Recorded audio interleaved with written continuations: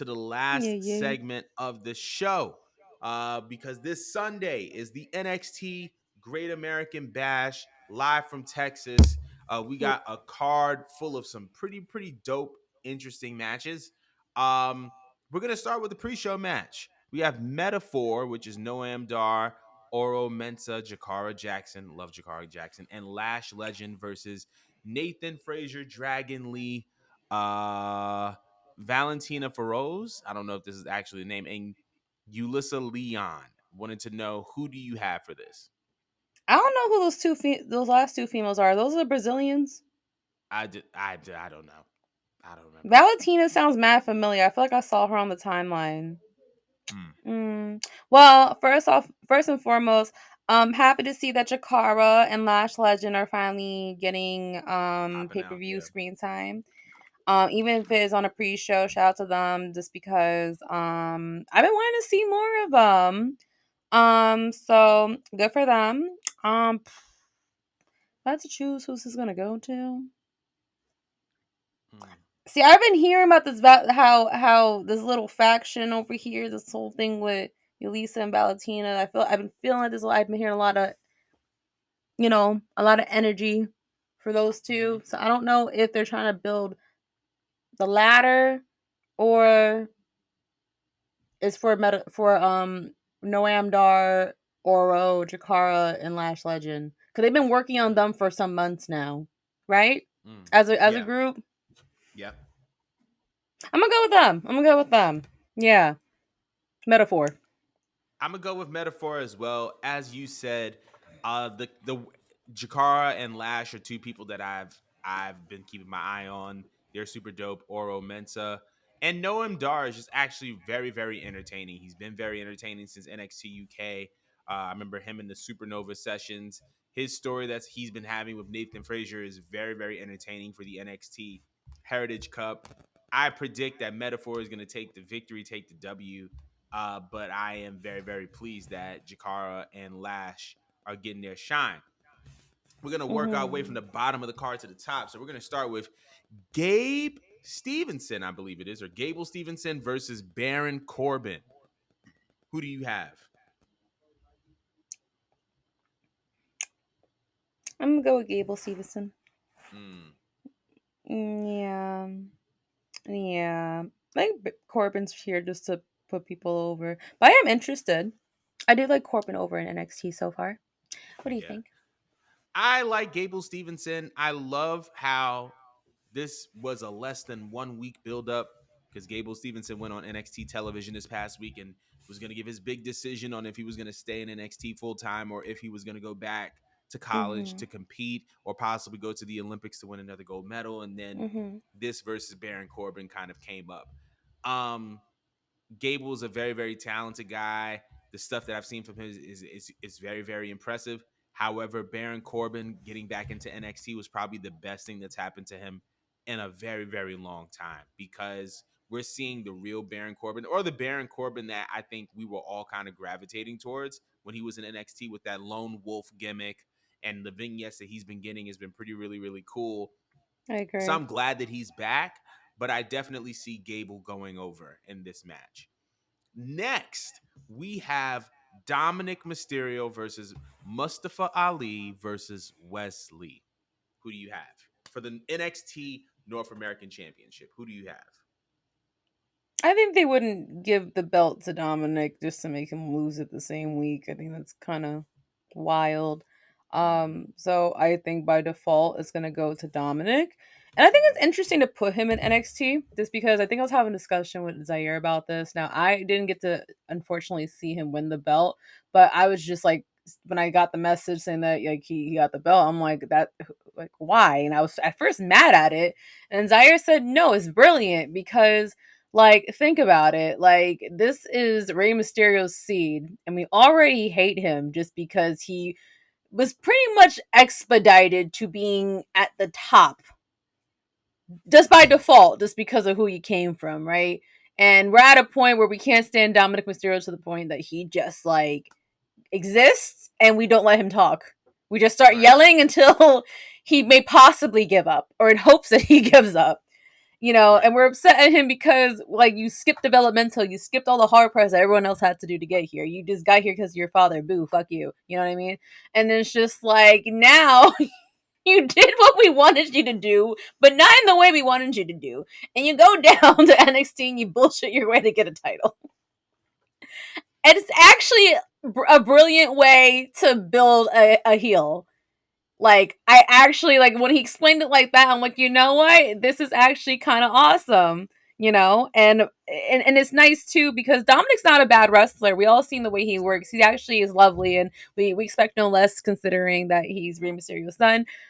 So I like the fact that not only are they building a heel that we're going to despise as a product of this, but um we are making him do the hard work and while also giving light to other workers. Like it's going to bring more attention to the show because even though we don't like him, people are going to watch just because Absolutely. we're seeing main roster names on a NXT pay per view. So I love this setup, and I'm gonna still give it to Dominic, and I'm expecting a damn good match out of it with obviously like an interference causing Dominic to win. Yeah, I agree with you on that. I think there's a lot of, before I give my official prediction, I do want to say I feel yeah, like there's so many layers to Dominic being champion that make this so interesting. Number one, it seems as if winning NXT championships is like a rites of passage for people in the Judgment Day, right? yes, Finn was a former NXT champion. Damian was a former North American champion. Rhea Ripley was one of the longest reigning NXT women's champions. Also, was the only woman to hold, I believe, the NXT Women's Championship and the NXT UK Women's Championship. So Dominic kind of being the yeah, understudy of it all, kind of completing the four of them being NXT champions in some way, shape, or form, I think is dope. I think that the Judgment Day presence on NXT is so necessary. mm-hmm. Putting the NXT product next to arguably the hottest faction in WWE. Now they're the hottest faction because the bloodline is broken up. Yeah, Um, yeah, arguably the bloodline, arguably the hottest faction. I think it does well for the NXT product. We saw Rhea coaching that young woman on NXT. I don't want to mess up her name, so I'm not going to say it. Obviously Dominic winning the NXT championship, it's putting him in a position where he gets to grow and blossoms and develops. So it does good for Dominic while positioning that NXT product next to a hot heel and a hot faction like the Judgment Day and Dominic Mysterio. mm-hmm. Also, we do have to point out Wes Lee. We don't talk about him as much as we should because when MSK kind of broke up because of Nash, I forgot his name already.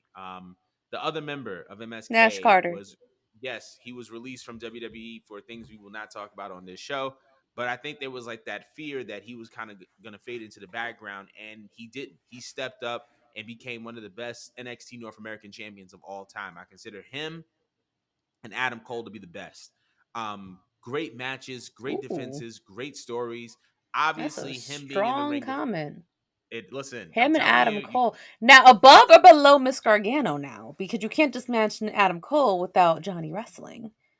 true, but I don't think that Johnny Gargano was a top five. I don't think he was a. I think Johnny Gargano was just Mr. NXT. He was a Triple Crown champion, and we don't know him for his reign as a North American champion. We know him Oh, for that's his a reign bold as an take. NXT champion That's a and bold for his feud take. with DIY. That's a bold take. It's a bold take, but I stand by it. Yeah. The But Wes, Gargano I think fans gonna be in your inbox. I would close listen, them shits out of you. I'm about to make my page private, so I don't even mind. But I think that Wesley has done a phenomenal job, and then obviously Mustafa Ali. He was so underutilized on the main roster. I'm just happy to see him in the spot right now, and I think this is going to be a great match. But I think Dominic is going to win. That's true. So I there's just wish they that. would do more with Ali. But they Yeah, me are too. doing some with Ali, but I just feel like he's never going to have his moment. But I think you covered it several shows ago about Ali's purpose, so I keep Hmm. remembering that when I get upset about how he's presented, unfortunately. Right. Yeah. That makes sense. Moving on. But moving on to the next match, we have Blair Davenport versus Roxanne Perez. This is a non-title match. I believe it's a no disqualification match. I got I think I'm gonna get I think I'm gonna get Blair. I think I'm gonna get Blair Davenport for this one. I want What Blair about you, because she Charlotte? has more personality than Roxanne. Same. Like, I like Roxanne. It's just she doesn't ooze to me champion vibes yet, and it's gonna Mm, take more growth from her. Um, it's like we love her, but then I feel like from the moment she opens her mouth, I just feel like I'm dealing with a child, not a grown ass woman. And mm, I'm not, no disrespect to her. It's just the way she conducts herself in the small baby voice she has. mm. And it doesn't help that she's small, so it just makes her just seem like a small girl, even though yes she is young. But Blair, I actually enjoy Blair. I liked her work in the UK. I liked her short run in AEW. I love her personality. I love her personality, and I feel like um it's easier to build a division when you have a heel in the driver's seat. But she Mhm. brings like a little more edge, I feel like. So I would like for her to, if optional, just to have the belt. So yeah, I'm gonna go with that. I'm gonna go with Blair as well. Obviously, because of her extended absence, she has some unfinished business, and I would love to see her kind of complete that and do her thing. And I feel like Hmm. it's gonna start with this match. So that I got Blair. I got Blair Davenport for this match. Hmm. Um, but moving on to the next match, we have for the NXT Tag Team Championships, we got Gallus versus the Hmm. D'Angelo family. Um, I want to know who you think is gonna take this. The Wolfgang, sorry, Gallus, or go with D'Angelo family. I'm gonna go D'Angelo family, Mm. but that's I'm gonna go. because I'm Keep biased. going. Go ahead. I feel it. No, no, no. I feel it. I'm gonna go D'Angelo family as well, and also the buildup for this story has been really about Tony D'Angelo coming back. For Hmm. from his quote unquote prison bid. But um, I feel like it would all go to waste if they were to lose. So I think that the D'Angelo family is going to win this match. Okay. So moving on, we have for the NXT Women's Championship, we have a submission match. Tiffany Stratton versus Thea Hale. Who do you have?